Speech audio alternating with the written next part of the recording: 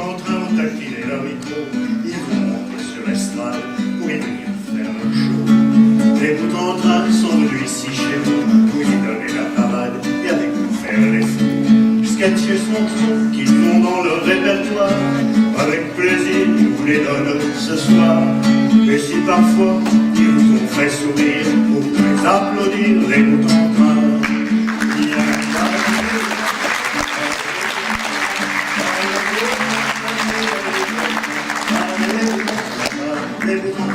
Les bouts en train qui arrivent bien.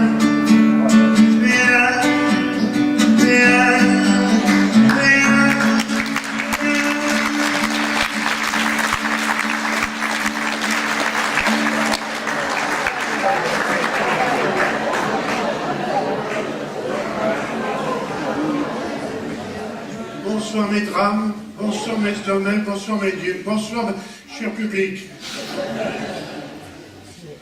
Je vais commencer par vous raconter une forlégipésie, un très beau poème de Victor Hugo, l'un de nos plus grands poètes rimantoques,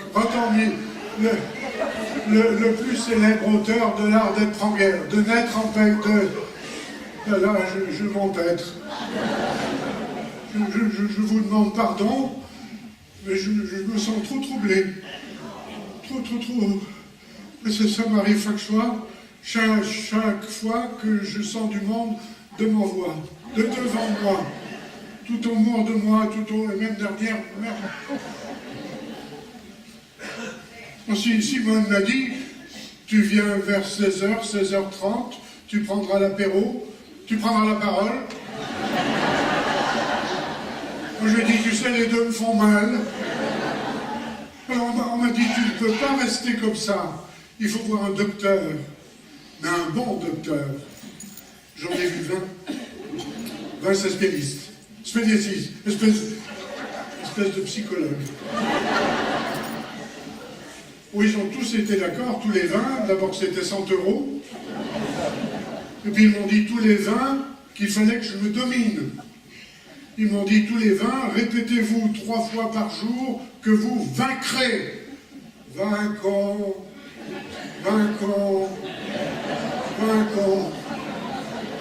Rien du tout. Si, sur le moment, ça me soulageait.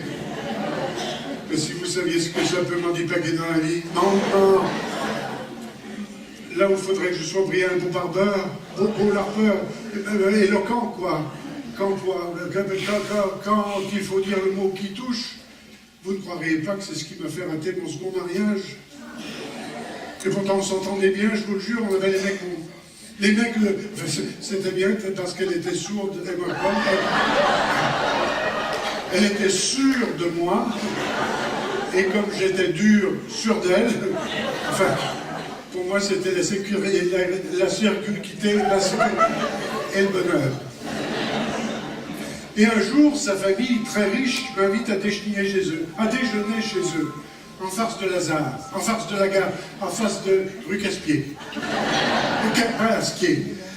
J'arrive à midi, j'arrive à minuit, déjà 1h, j'étais un petit peu en retard, et j'avais mis le magnifique smoking d'un ami dont j'avais la taille, et je tenais à la main un très beau bouquet pour la mère de ma fiancée. Et Bassine, elle s'appelait Bassine.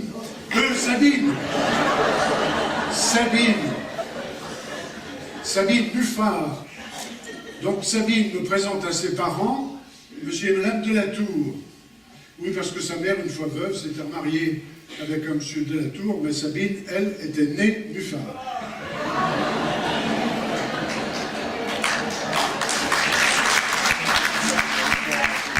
Enfin bref, après les apéritifs, moi j'avais pris un Ricard. On se tasse à table. Enfin, on se met à table. Moi, je vous passe les hors d'œuvre. Ah si, il y avait du homard. Du homard à la méquirène. Du homard à la réquinaine. À la russe. Et du veau rôti. Je ne sais pas si vous êtes comme moi, mais le veau rôti, j'adore. Qu'il soit rôti ou patori, ratopi ou pas, j'adore le veau. Et les vins, tous du cul, tous du cru. Vous pensez des marchands de veau en grain, de vin en gros? Je ne vous en dis pas plus, si bien coca, cola, coco, café, pouf, liqueur. Un doigt pour moi, l'alcool ça me fait parler sans m'arrêter. Et voyant passer ses parents amis au puceroir, voyant passer ses parents amis au cigare, je me dis c'est au boudoir qu'il n'y a pas de loup, je prends ma bassine dans le bras. Sabine. Donc j'emmène Sabine au boudoir, Sabine au...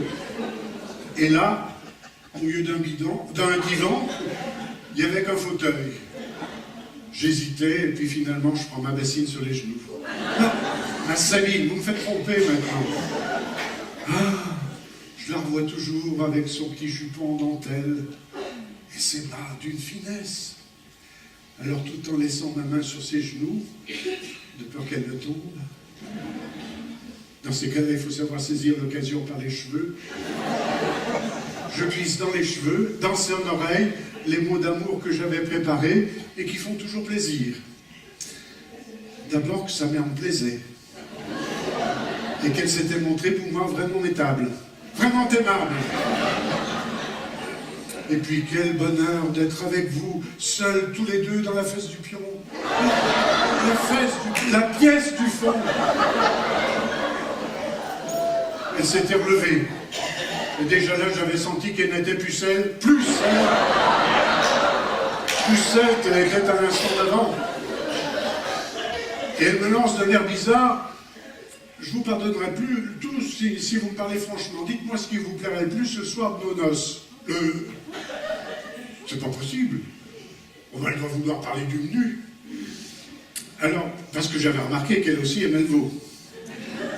Alors, je lui dis, Sabine, après les entrées, on pourrait faire, et là, au lieu de lui dire une escalope à la salade, j'ai parlé d'escalade, ah là là là là là là, ça a été la catastrophe. Et je me suis retrouvé sur le trottoir, je ne sais comment, avec mon bougeoir, en bouquet, un superbe bouquet de 6 sous, de soucis. Ça durera plus longtemps, m'avait dit la fleuriste. Elle ne croyait pas si bien dire.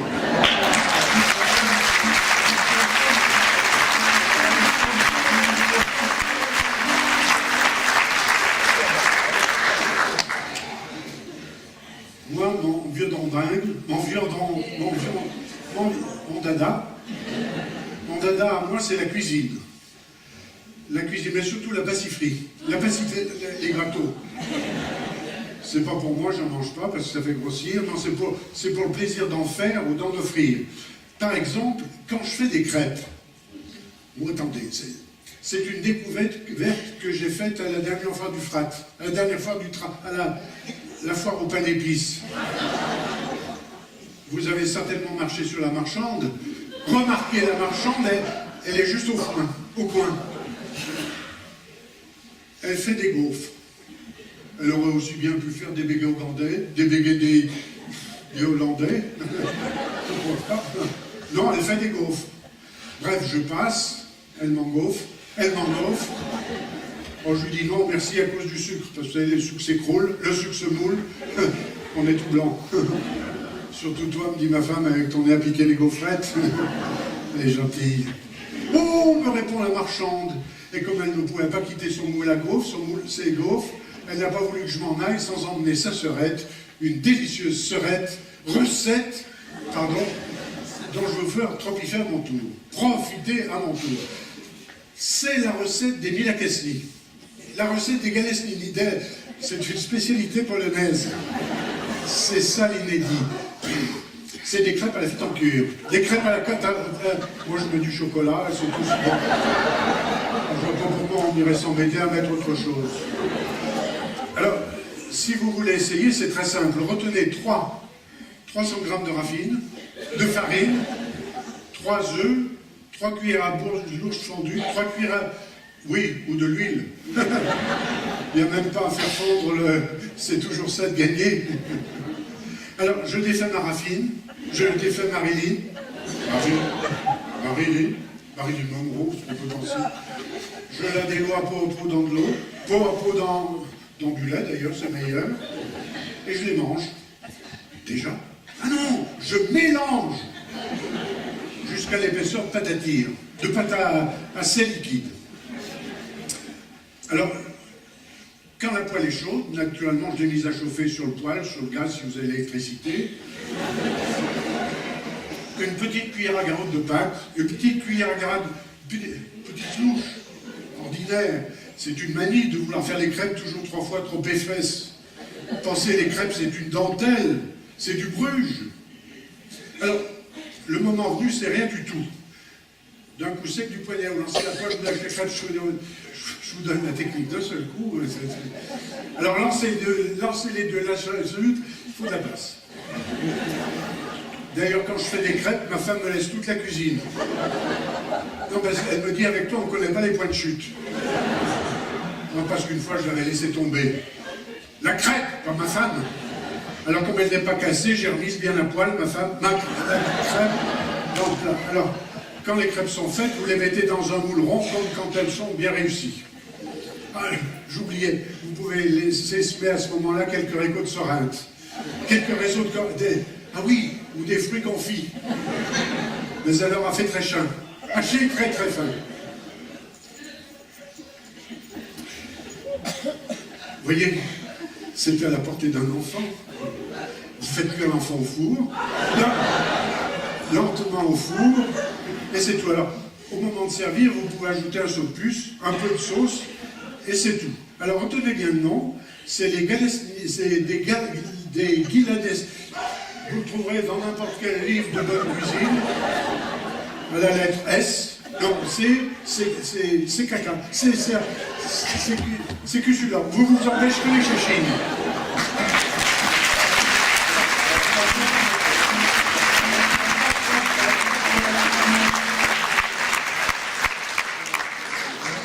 À ce bafouillage, vous savez, c'était de Pierre Rep, de son vrai nom, Pierre Bouclé. 1909-1986. Les plus anciens d'entre nous l'ont connu, bien sûr, Pierre Rep.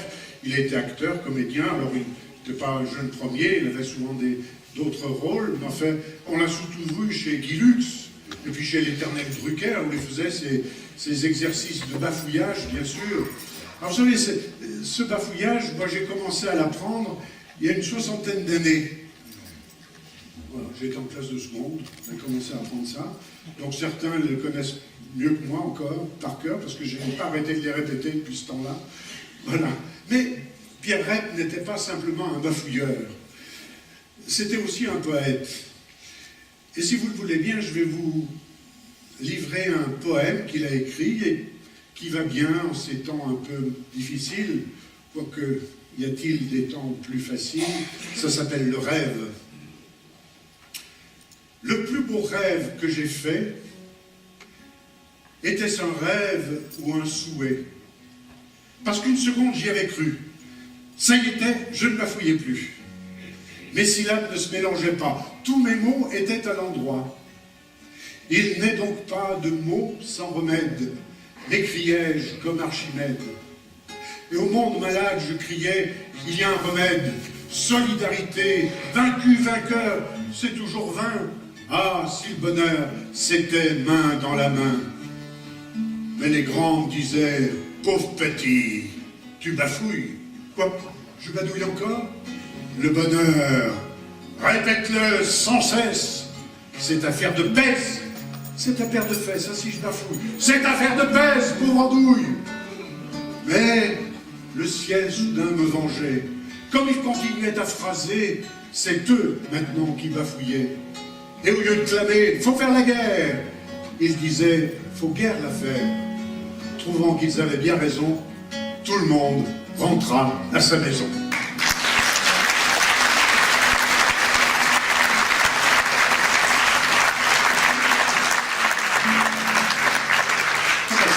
Ouais, Bernard, oui, c'est comment ça fait chaud. Ah oui, oui, écoute, je vais enlever mon écharpe là, parce que on va boire un coup.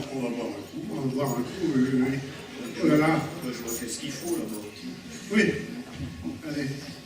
Ah, tu sais qu'ils auraient aimé, hein, nos amis de Vos et Brassens, d'avoir d'abord une salle comme on a là Ah oui, Saint-Denis, parce que jamais ils ont pu se retrouver ensemble, tous les deux.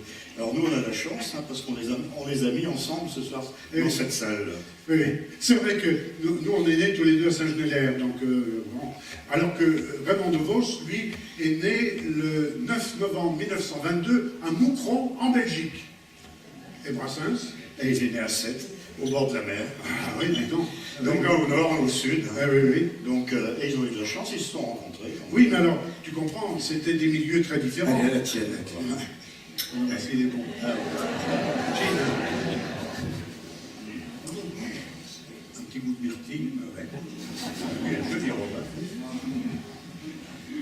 Oui, parce que Raymond DeVos est né dans une famille bourgeoise. Son père, Louis, était industriel dans le textile à Tourcoing. Sa maman Agnès s'occupait de la famille parce que Raymond avait 6 frères et sœurs. Une sœur et 5 frères. Alors, c'est vrai que c'était une famille nombreuse, alors que Brassens, c'était pas du tout la même chose. Ah ben non, lui, il était à 7, son père était maçon, et il avait une demi-sœur, Simone. Hein. Simone, c'est de jolis prénoms, hein, même ici aussi. Donc, effectivement, il adorait chanter, sa mère achetait les petits formats, il chantait, il écoutait à la radio, il chantait, tout. C'était la belle vie, quoi, aussi. Et alors, Raymond, à l'école, il amusait ses camarades, hein, parce qu'il racontait déjà des histoires. Le problème, c'est qu'au bout d'un certain temps, son père a fait faillite. Donc, la famille était ruinée, et il a fallu sortir vraiment de l'école privée où il était, c'était au Sacré-Cœur de Tourcoing.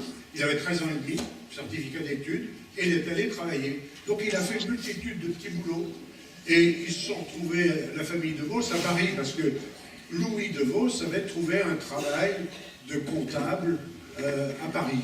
Et donc, c'est là où Raymond a commencé à faire quelques textes qu'il présentait, et puis où il a rencontré Brassens, qui était aussi monté à...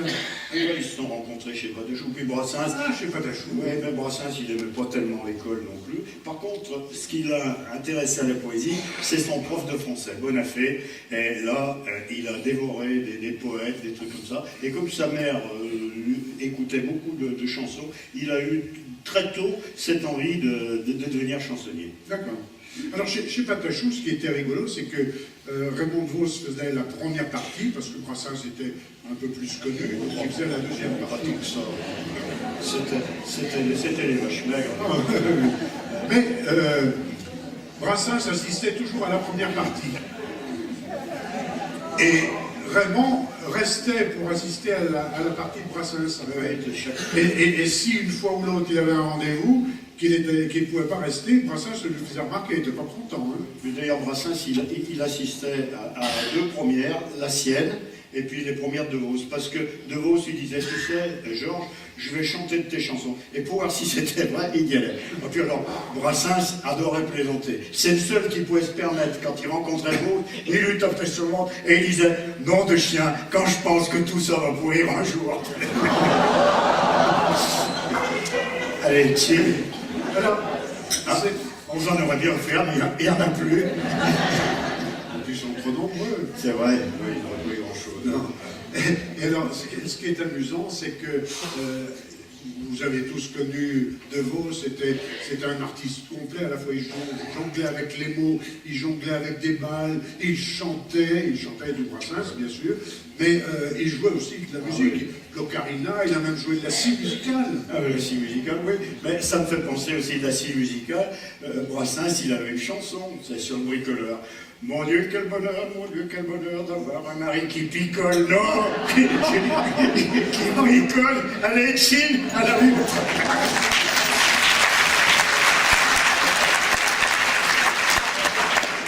Et donc, Brassens, il n'avait pas écrit une chanson sur le vin. Ah si, elle est superbe, la chanson sur le vin.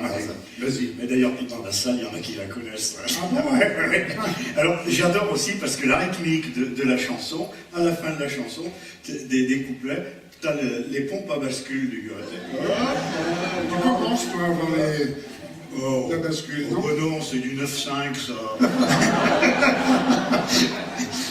Allez, ben, on va te la chanter. Oui.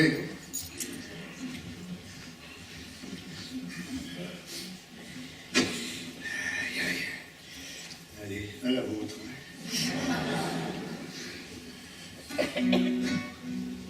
Vous allez voir comme ça bascule à la fin. Avant de chanter, ma vie a fait les parents. Oh, gueule, dans ma gueule de bois, j'ai tourné cette fois ma langue.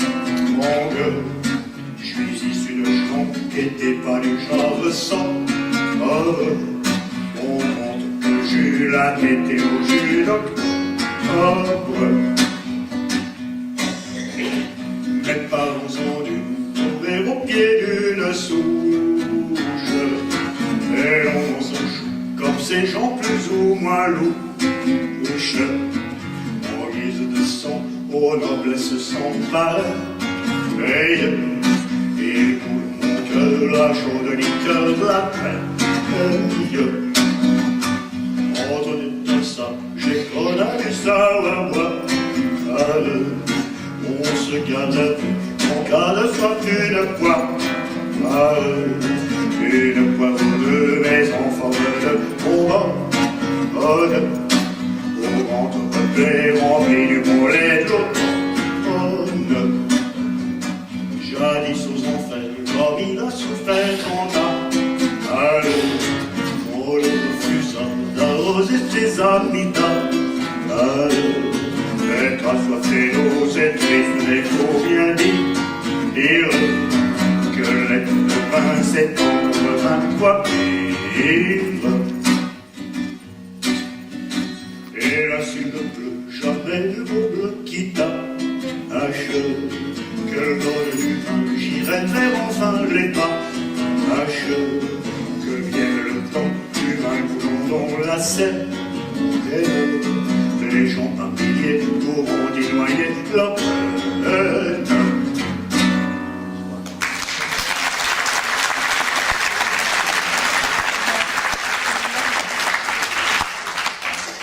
Mesdames, Messieurs, avez-vous remarqué qu'à table, les mets que l'on vous sert vous mettent les mots à la bouche? J'en ai fait l'observation un jour où je dînais seul. À la table voisine, il y avait deux convives qui mangeaient des steaks hachés.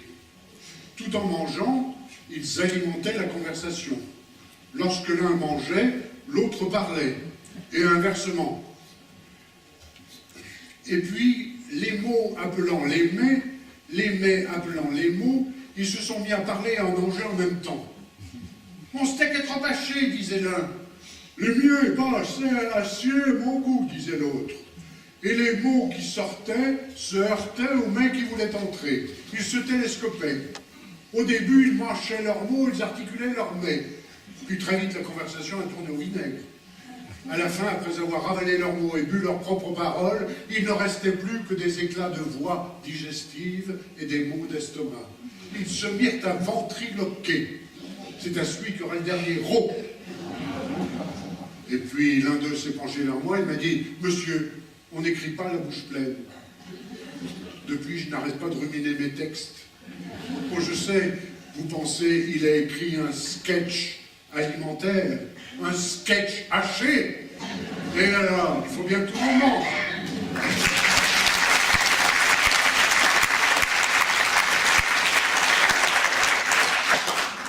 Raymond DeVos, c'était le poète de l'absurde, le poète de l'imaginaire, le poète de la loufoquerie. Il disait lui-même d'ailleurs, mon rôle, c'est d'emmener mon auditoire dans l'absurde, dans l'imaginaire. Mais ma responsabilité, c'est de le ramener dans le réel à la fin. Imaginez, mesdames et messieurs, qu'il ne ramena pas son auditoire dans le réel, que nous soyons toujours dans l'absurde, dans l'imaginaire, parce que il se passe des choses curieuses. L'autre jour, j'étais au café, je commande un demi, j'en bois la moitié, il n'en restait plus. Une dame s'approche de moi, elle me dit « Pardon monsieur, vous avez l'heure, s'il vous plaît ?» Je lui dis « Oui, il est 3h moins 10. »« Ah zut, je l'ai raté de 5 minutes. » Je lui dis « C'est votre faute, madame. Si vous m'aviez demandé l'heure 5 minutes plus tôt, je vous l'aurais donné. Il y a quelque temps, j'ai voulu montrer que j'étais un homme. Un vrai. J'ai fait un hold-up. Oui, moi, Bernard, j'ai fait un hold-up dans une épicerie. Pas une épicerie solidaire, attention, hein. Mais une épicerie. Alors je rentre dans l'épicerie, je dis à l'épicière, donnez-moi la caisse. Elle me dit, vous avez une arme? J'ai dit non. Ben, je ne vous donne pas la caisse. Alors 2 jours plus tard, je suis venu avec un revolver de gosse. Je lui ai dit, donnez-moi la caisse. Elle me dit, il est chargé votre revolver? J'ai dit non. Elle me dit, je ne vous donne pas la caisse. Je n'ose plus y retourner. Elle a perdu un client, c'est tout ce qu'elle a gagné.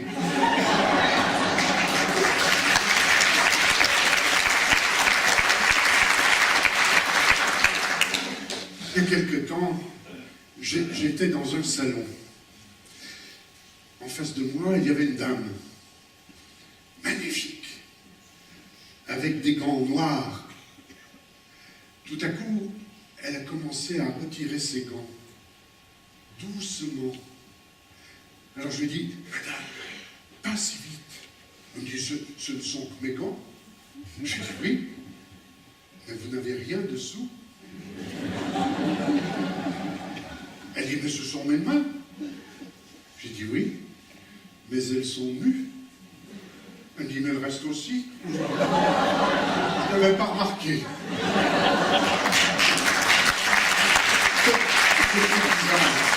Mais pourtant j'en ai vu dans ma vie. Mais tenez, au Vietnam, à Saigon, en pleine rue, j'ai vu un bonge brûler un feu rouge.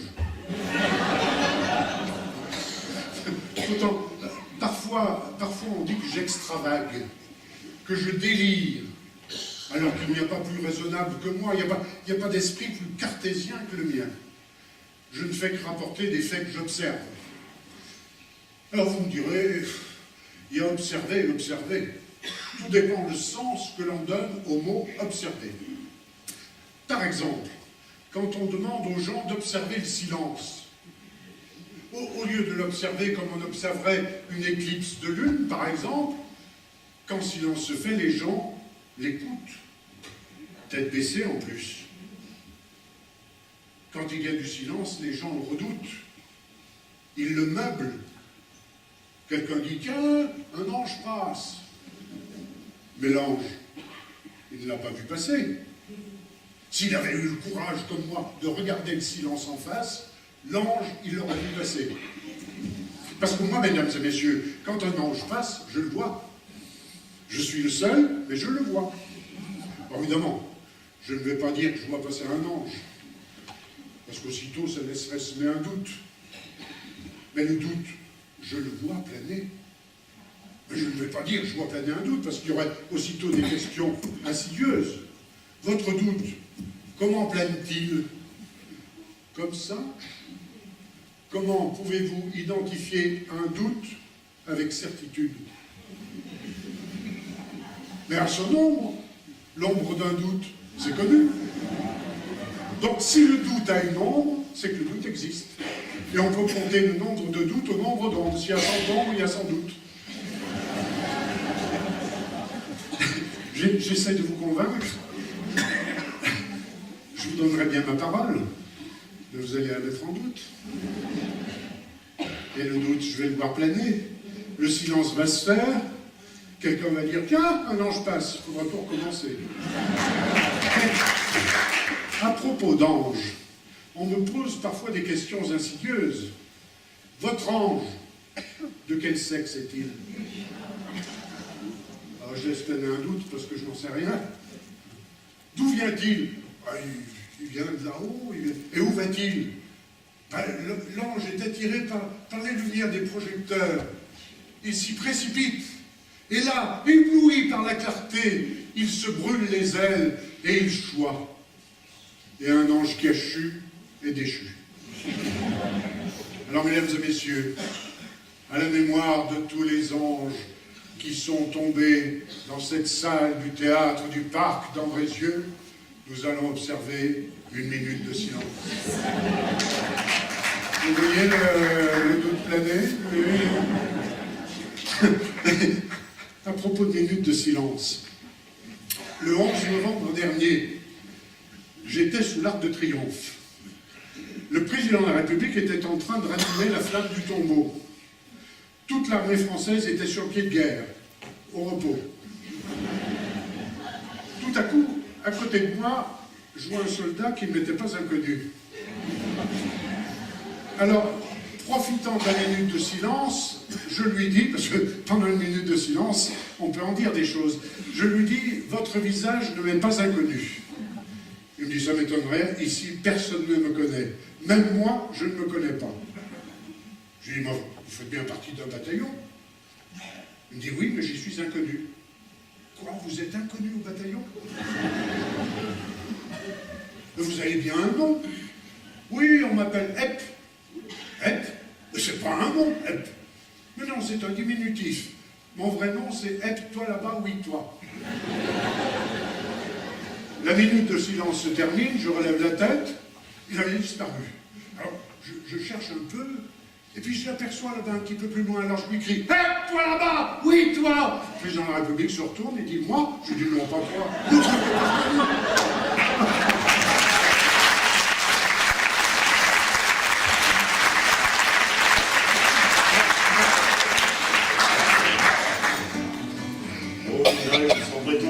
J'ai mauvaise réputation, je me démêle, je reste quoi, je passe pour un je ne sais quoi.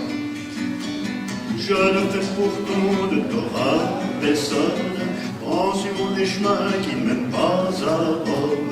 Mais les bras, j'en ai pas que, non c'est une autre rouge de queue. Mais les bras, j'en ai pas que, non c'est une autre rouge de queue. Le monde est dit de moi, sauf les muets, ça va de soi. Le jour du 14 juillet, je reste dans mon lit douillet. La musique qui marche ou pas, cela ne me regarde pas. Je ne fais pourtant de Torah personne, en n'écoutant pas le clairon qui sonne. Mais les bras, j'en veux pas que, non c'est une autre rouge de queue. Non, les bras, j'en veux pas que, non c'est une autre rouge de queue. Tout le monde me montre au doigt, sauf les manchots. Ça va le soir. Quand je croise un voleur malchanceux, poursuivi par un cutéreux, je lance à bras et pourquoi le taire, le cutéreux se retrouve par terre. Je ne fais pourtant de Torah personne, en laissant courir les volailles de pommes. Mais les bras, je ne veux pas que, non c'est une autre route de queue. Non, les bras, je ne veux pas que, non c'est une autre route de queue. Tout le monde se met sur moi. Ça fait qu'une chatte, ça va le soir. Pas besoin d'être Jérémie pour deviner le sort qui m'est promis. S'ils trouvent une corde à leur cou, ils me la passeront au cou.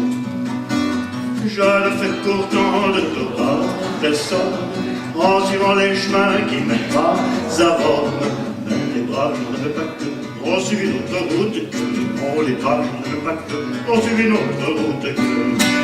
Tout le monde viendra me voir pendu, ça fait de l'aveugle, bien entendu.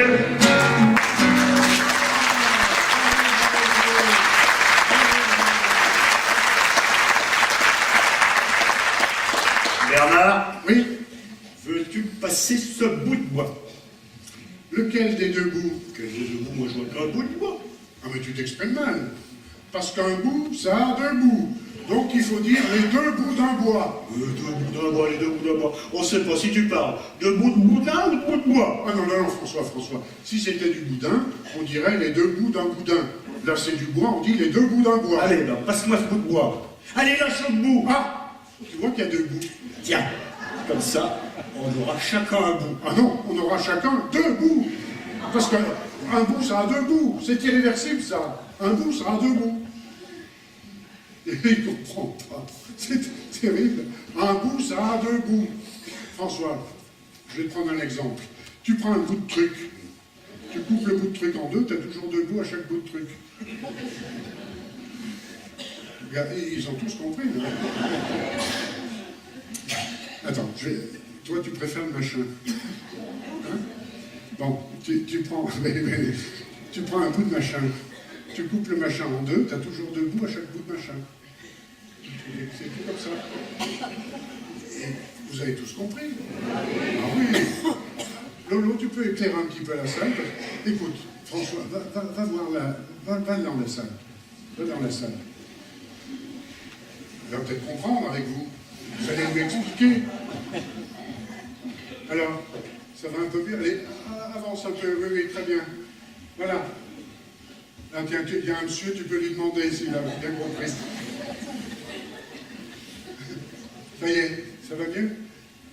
Bon, François, ça va? T'as compris? Regarde, si tu prends, toi, tu étais une génération comme la mienne, où à l'époque, les téléphones étaient avec fil. On parlait des téléphones filaires. Aujourd'hui, les téléphones sans fil. Enfin, les téléphones sont sans fil. Donc, oh oui, mais il y en a qui pensent à des trucs. Donc, eh bien, François, tu prends un bout de fil téléphonique, tu coupes le fil en deux, tu as toujours quelqu'un au bout du fil? Oui, ça y est, il a compris.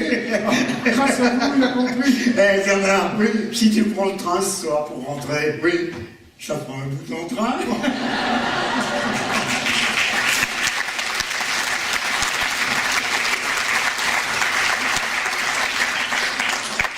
Alors, vous savez, quand on prend le train, dans les gares, dans les trains, il se passe des choses très curieuses. Très, très curieuses. L'autre jour, j'ai rencontré un monsieur qui se prenait pour une valise. J'allais pour prendre le train, je monte dans le train, je rentre dans un compartiment, je vais pour mettre ma valise dans le filet, il y avait déjà quelqu'un. Alors je lui dis, qu'est-ce que vous faites là? Il me dit, j'attends, monsieur. Et vous attendez quoi? Que quelqu'un vienne me retirer? Je dis, vous êtes qui? Ben, il dit, je suis une valise. Je dis, vous sentez bien, vous, monsieur? Vous me dites comme une valise, avec des hauts et des bas. Je dis, qu'est-ce qui vous fait croire que vous êtes une valise? Ben, il dit, voyez bien, c'est mon côté cadre, je n'arrive pas à me recycler. Puis, avant d'être une valise, vous étiez quelqu'un? Il dit, oui, j'étais un voyageur sans bagage. Et alors, ben, un jour, j'en ai eu marre, j'ai fait la valise. Mais quel jour? Ben, le jour où ma femme a fait la malle. Et ben, vous avez encore quelqu'un dans votre famille? Il dit, oui, j'ai une petite sœur. Ah ben, j'ai dit, je pourrais peut-être la prévenir pour qu'elle vienne vous chercher. On me dit, non, non, non, elle n'est pas assez grande. C'est une toute petite valise. Il faut encore la tenir par la main. J'ai dit, ben alors vous, qu'est-ce que vous trimballez? Oh, il me dit que des effets personnels. Il dit, mais enfin, vous n'êtes pas une valise. Vous n'êtes pas, il faut vous ôter ça de l'esprit. Vous n'êtes pas une valise. Ah bon? Pourquoi? Ben parce que vous n'avez pas d'étiquette. Oh, quel ballot je fais.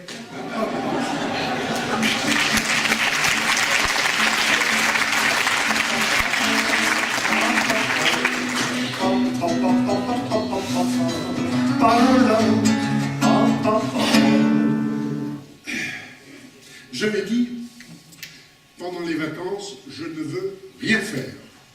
Mais alors, rien. Mais je ne savais pas où aller. Et puis, j'entendais les gens qui disaient, c'est quand les vacances? C'est quand les vacances? Je dis, tiens, je vais aller à Caen. Parce qu'à Caen, je n'ai rien à y faire. En temps de boucler ma valise, d'aller à la gare routière, et là, je demande au préposé, pour quand, quelle heure? Il me dit, pour où? Je lui dis, pour quand? Et comment voulez-vous que je vous dise quand si vous ne me dites pas où? Je lui dis, mais je vous ai dit quand? Oui, mais vous ne m'avez pas dit où? Mais vous ne savez pas où et quand? Ben, si vous ne me le dites pas. Je dis, attendez, reprenons-nous. Je veux les horaires des autocars à destination de Caen. Hein? Caen? Dans le Calvados? C'est vague. Caen? En Normandie? Enfin, vous débarquez. Ah oui, le débarquement en Normandie, oui, oui, oui, oui. Ben, faut prendre le car. Oui, mais à quelle heure? Bon car. Ah, mais le car est passé. Ben, vous l'avez raté. Ben, et le prochain, il part à 7. Oui, mais il va à Caen? Non, il va à 7. Mais je ne veux pas aller à 7, moi je veux aller à Caen. Qu'est-ce que vous allez faire à Caen? Rien. Je ne veux rien faire à Caen. Ben alors allez à 7. Qu'est-ce que vous voulez que j'aille faire à 7? Ben vous ne ferez rien. Moi, dans ces conditions, il est à quelle heure? Il est à 19. Mais avec le chauffeur, ça fait 20. Oh, mais il est déjà 20. Ben, vous l'avez encore raté. Mais si vous voulez... Attendez, j'ai une place dans ma voiture, je peux vous emmener à 3. Qu'est-ce que vous voulez que j'aille faire à 3? Ben, prendre le car. Le car, mais pour où? Pour quand? Pourquoi? Pour quand? Oui, j'ai compris, quand, dans le Calvados, je veux y partir en vacances, je ne veux rien y faire, mais ça commence à suffire. Il dit, monsieur, ne vous énervez pas, on va régler le problème. Il téléphone à la police. À 22, les flics étaient là. Ils m'ont monté dans le car et m'ont emmené au poste où j'ai passé la nuit. Voilà mes vacances.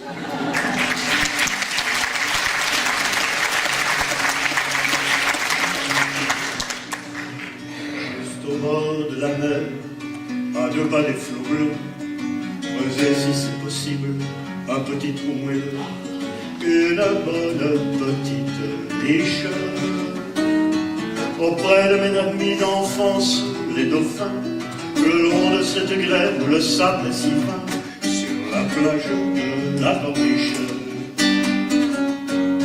C'est une plage où même, à ces moments furieux, Neptune ne se prend jamais trop au sérieux, ou quand un bateau fait naufrage, le capitaine crie, je suis le maître à bord, sauve qui peut le vin et le pastis d'abord, chacun sa bonbonne et courage.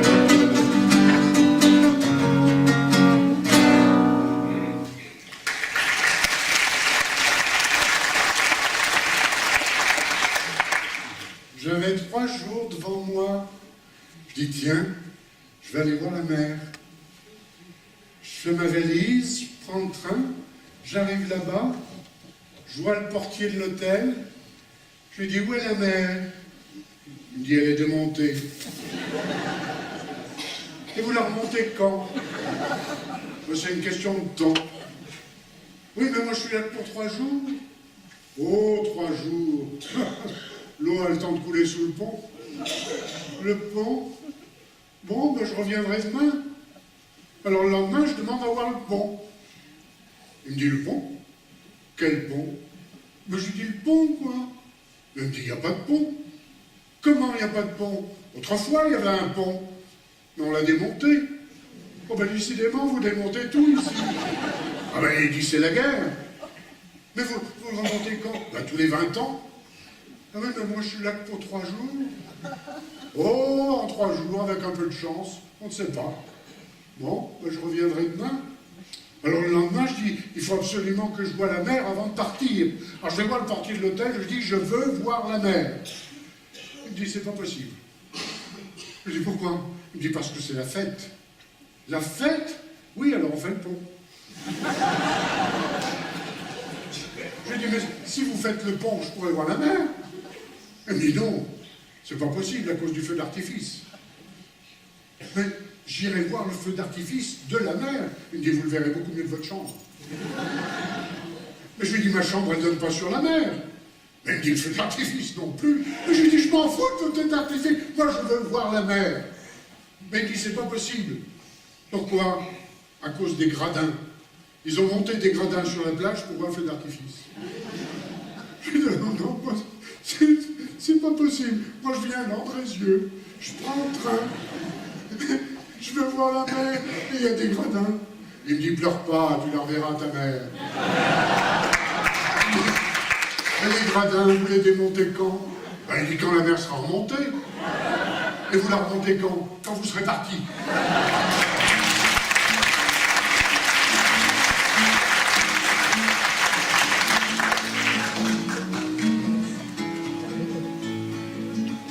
J'étais pas la moindre clairette, mais son ami, jamais compté fleurette, j'avais promis Un jour qu'on gardait ses chevrettes, au champ parmi l'herbe tendre des pâquerettes, elles s'endormit. L'herbe tendre des pâquerettes, elles s'endormit. Durant son sommeil indiscrète, une fourmi se glissa dans la collerette. Quelle infamie! Moi pour secourir la pauvrette, vite je mis ma patte sous sa gorgerette, elle a blêmi. Ma patte sous sa gorgerette, elle a blêmi. Crime de les bergerettes, j'avais commis un des gifles que rien n'arrête. Je suis puni, et pas de gifle d'opérette, pas d'ennemis. J'en ai gardé belle lurette, le coup d'ennemi.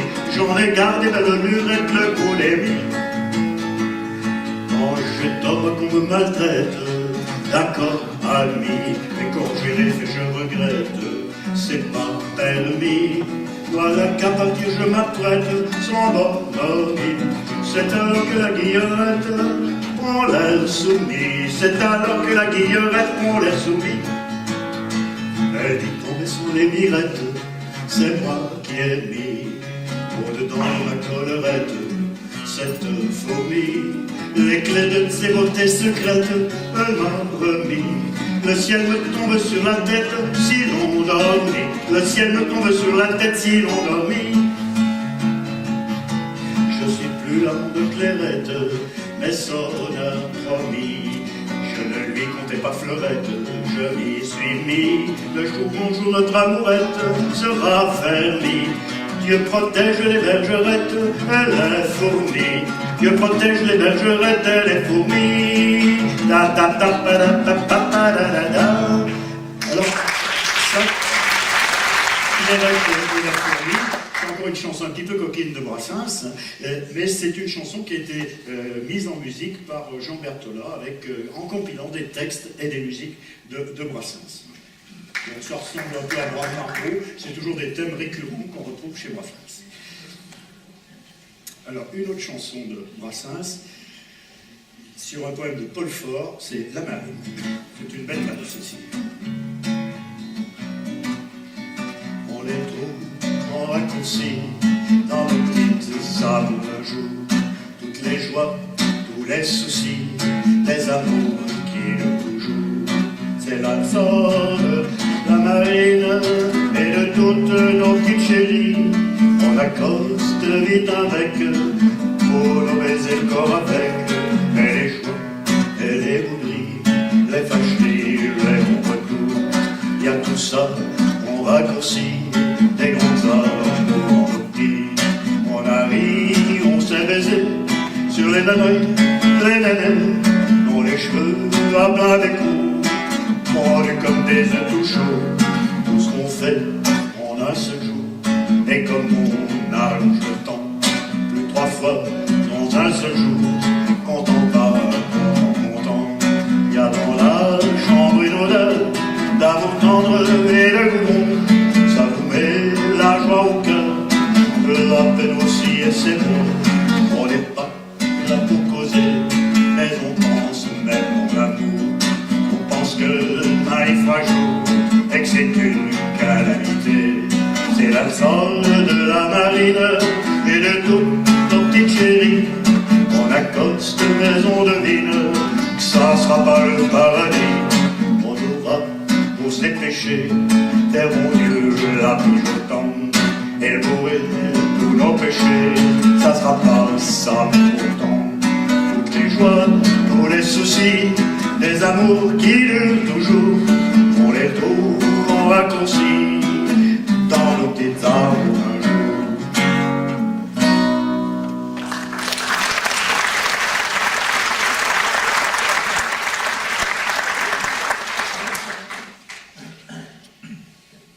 Mesdames, Messieurs, je ne voudrais pas vous affoler, mais des fous, il y en a.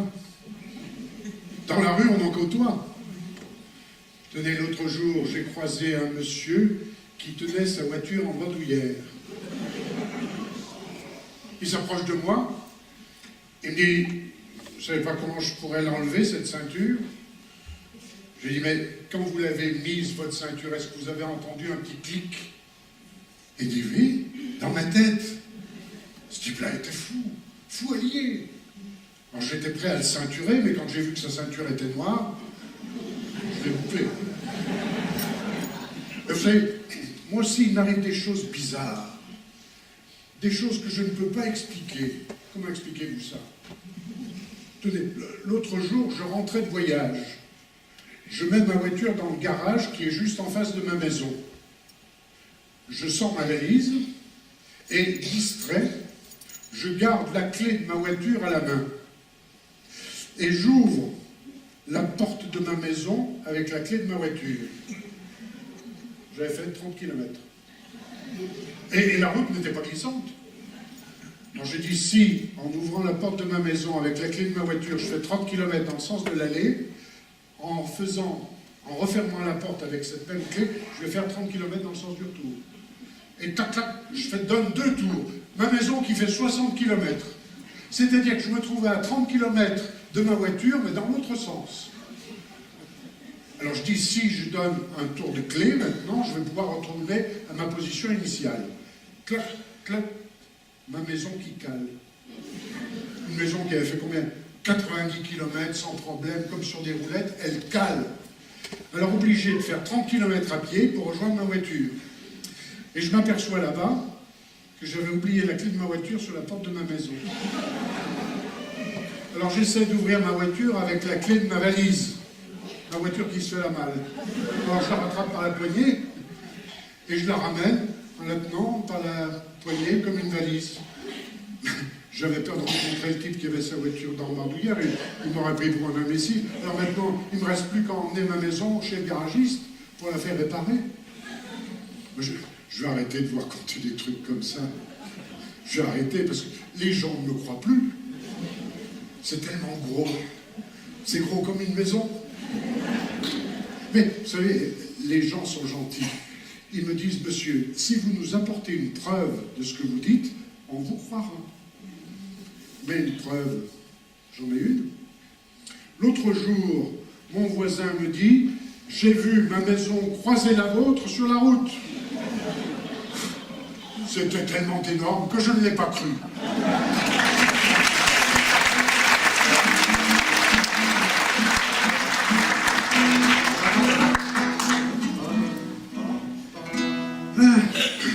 Pendant le confinement, mon immeuble était sans dessus-dessous. Tous les locataires du dessous voulaient habiter au-dessus.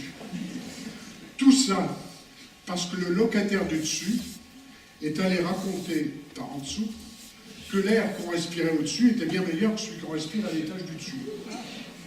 Alors le locataire du dessous a tendance à envier celui du dessus et à mépriser celui du dessous. Moi je suis au-dessus de ça.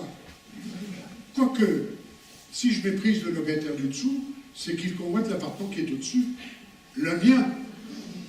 Remarquez, je céderais bien mon appartement à celui du dessous, à condition que moi je puisse avoir celui du dessus. Mais là, j'y compte pas dessus.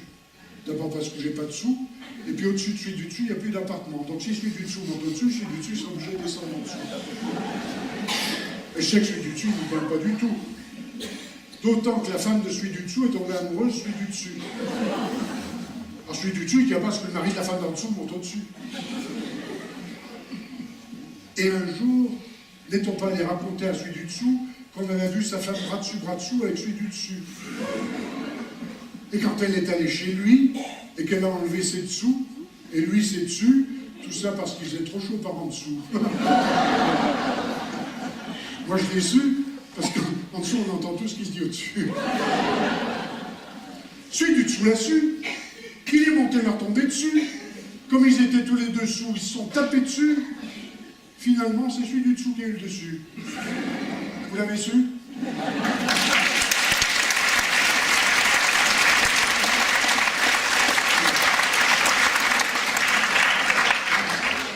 Celle-là, elle est obligatoire. Ah oui. On se mettait à un bateau de la mer. Sur ce bateau, on se le glisse au fond, mise au fond de la miguette, mon père était là, sur la grande arbre des canards. et s'appelait les copains d'abord. C'est fluctuant, émergiture, c'était pas à littérature, on déplaise jeteur de sort, jeteur de sort. Son capitaine et ses matelots n'étaient pas des enfants de salauds, mais des amis franco de les copains d'abord.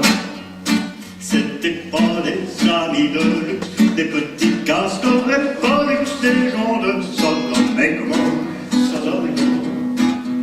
C'était pas des amis choisis par Montaigne et la Boétie, sur le monde ils se tapaient les copains d'abord. C'était pas des anges non plus, l'évangile les l'avait pas lu, mais ils s'aimaient toute la voile dehors. Paul et compagnie, c'était nos seuls litanie, le credo, le confité, au copain d'abord. Au moindre coup de Trafalgar, c'est l'amitié qui prenait le quart, c'était qui leur montrait le nord, Et quand ils étaient en détresse, leur annonçait des SOS, on aurait dit que c'est pas les copains d'abord. Il n'y avait pas souvent de lapin quand le drogue manquait d'abord. C'est qu'il était mort. Oui, mais jamais autrement, jamais. Son dans l'autre se refermait. 100 ans après qu'aucun de son il manquait encore. Des bateaux, j'en ai pris beaucoup, mais le seul qui est tenu le coup, qui n'est jamais viré de bord, mais viré de bord. La vignette en terre pénale, sur la combarre des canals. Et s'appelait les copains d'abord, les copains d'abord, allez oh! Allez, on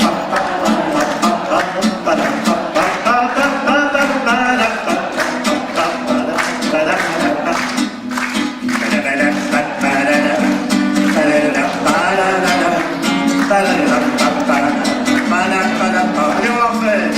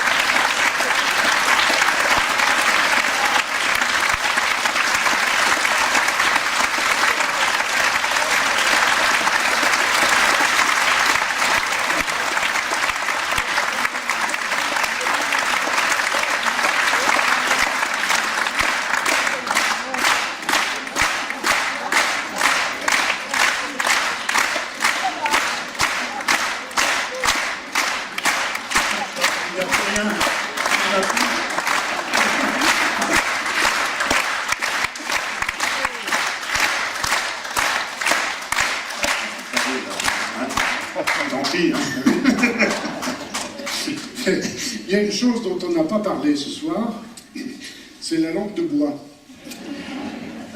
Vous savez, les gens ne savent pas trop ce que c'est la lampe de bois. Moi j'avais un fils qui ne savait pas du tout ce que c'était, mais à un moment il me faisait beaucoup de soucis parce qu'il ne mangeait plus. J'avais beau lui faire n'importe quoi, il repoussait toute l'assiette, toute nourriture, tout était bon à donner aux chats et aux chiens. Alors un jour je lui ai dit, mais enfin qu'est-ce que tu veux? Il me dit, je veux une lampe de bois. J'ai tout de suite compris qu'ils ne savaient pas ce que c'était qu'une lampe de bois. Ils croyaient que c'était une denrée comestible. Alors, vous savez bien, vous, mesdames et messieurs, que la lampe de bois, c'est la langue utilisée par les politiciens lorsqu'ils veulent parler pour ne rien dire. C'est une langue tout juste bonne à alimenter la conversation. Je lui dis, une lampe de bois, c'est immangeable. M'en fous, fais une lampe de bois. Je lui dis, prends plutôt une lampe de bœuf. J'aime pas le bœuf. Une lampe de mouton. J'aime pas le mouton. De veau. J'aime pas de veau. Enfin, lampe de veau, parce que de veau, c'est super. Il me dit d'abord, le bœuf, il est mort. Le mouton, il est mort. Le veau, il est mort. Alors que le bois, il est vivant. Je dis oui, il est vivant. Mais enfin, il est filandreux. Même mon chat et mon chien n'en voudraient pas. M'en fous, je veux une lampe de bois. Je voyais bien que la langue de bois, il en avait plein la bouche. Il n'en démordrait pas. Je lui ai dit, tu veux une langue de bois? Tu auras une langue de bois. Je prends mon filet à provision et je vais chez le marchand de bois. Je lui dis, bonjour monsieur, je voudrais une langue de bois, s'il vous plaît. Bien tendre. Sans nœud, si possible. C'est pas pour moi, c'est pour mon fils. Il dit oui. Dans quel bois voulez-vous? Je lui dis, je sais pas, qu'est-ce que vous avez à me proposer? Moi, il dit, j'ai du bois de bœuf, j'ai du bois de mouton, j'ai du bois de veau. Je lui dis, mon fils ne mange pas de ce bois-là. Et puis, bon, à ce moment-là, on peut prendre du bois dont on fait les chevaux. J'ai du bois dont on fait les chevaux? Oui, les chevaux de bois. Ah, très bien. Alors, donnez-moi une langue de bois, s'il vous plaît. Ah, mais il me dit, on ne peut pas, il faut prendre le cheval tout entier. Selle comprise. Chez nous, on ne fait pas de quartier. Alors j'ai été obligé d'acheter un cheval tout entier. Voilà où ça mène la langue de bois.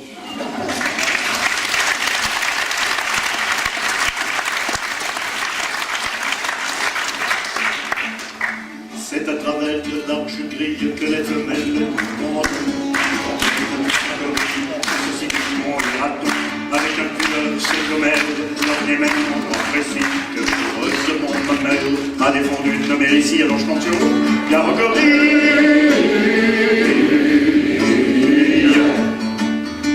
Tout à coup la prison bien close, où vivait le bel animal, souvent seul, pourquoi je suppose qu'on avait dû la fermer mal. Le Saint-Jean sortant de sa cage, dit c'est aujourd'hui que je le perds. Il parlait de son pucelage, vous aviez deviné, j'espère, Garogorille.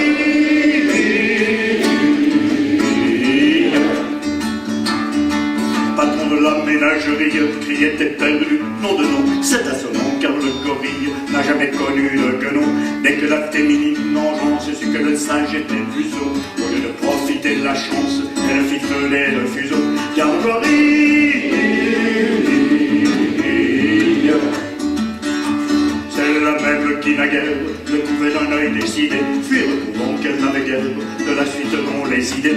D'autant plus vaine était leur crainte que le gorille est un luron, supérieur à l'homme dont l'étreinte, bien des femmes vous le diront. Garogorille,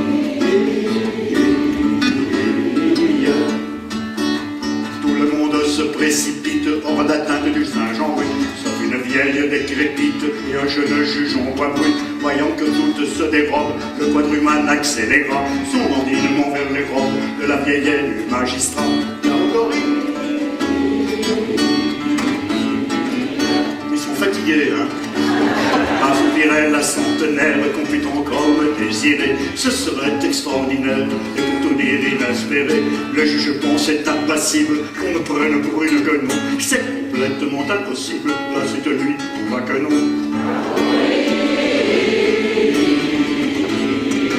Ah, il se réveille. Vous êtes là, je passe étendu ce soir, c'est ça qu'on Oui, puis elle a 28 couplets. C'est posé qu'un de vous puisse être comme le juge obligé de. Il y aurait un juge ou une ancêtre, lequel oblige, choisirait-il les deux? Qu'une alternative pareille, un de ces 4 jours, mes choix. Ce j'en suis convaincu la vieille, qui sera l'objet de mon choix. Allez, en route!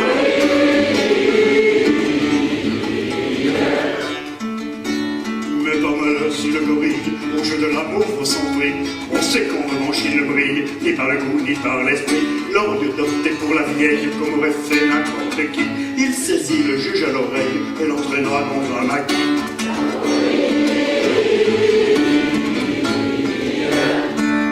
La suite serait délectable, malheureusement, je ne peux pas la dire, c'est regrettable, ça nous aurait fait rire un peu, car le juge au moment suprême criait maman, pleurait beaucoup, comme l'homme auquel jour même il avait fait trancher le cou. Garogorille.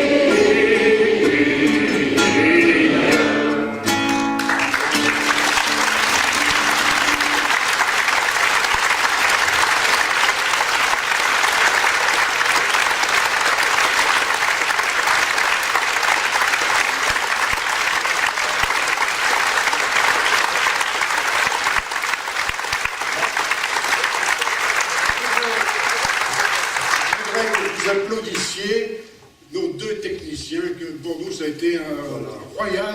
Lolo à la lumière.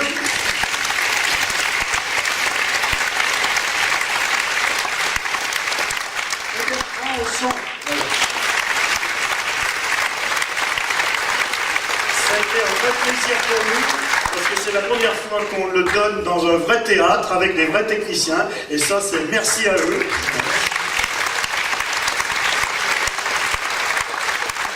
Alors, on ne sait pas où il est.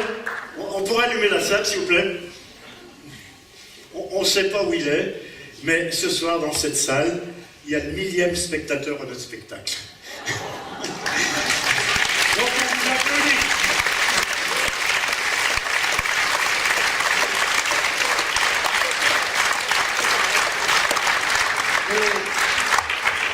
Il y en a quelques-uns qui nous suivent, il y en a qui veulent revenir, etc. Alors on a quelques dates qui vont arriver. On en a une notamment, parce qu'on en a parlé avec un des responsables tout à l'heure, c'est à Grammont, le 20 avril à 15h. Donc s'il y en a qui veulent revenir voir, le 20 avril à 15h, puis il y aura d'autres dates sûrement. Puis Bernard, tu as fêté tes 75 ans il y a 2 jours, donc comme on a fini le livre, j'ai dit tiens, voilà.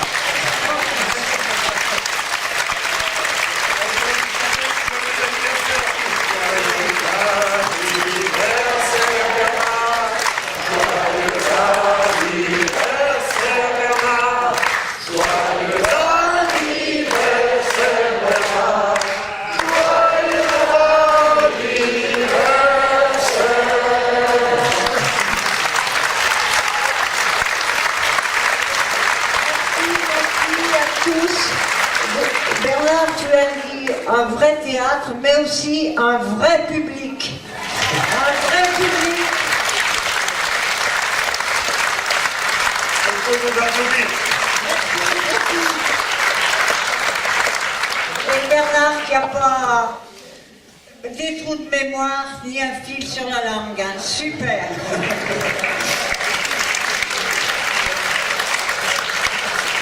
Je crois qu'on a passé une bonne soirée. Bon après-midi, du moins.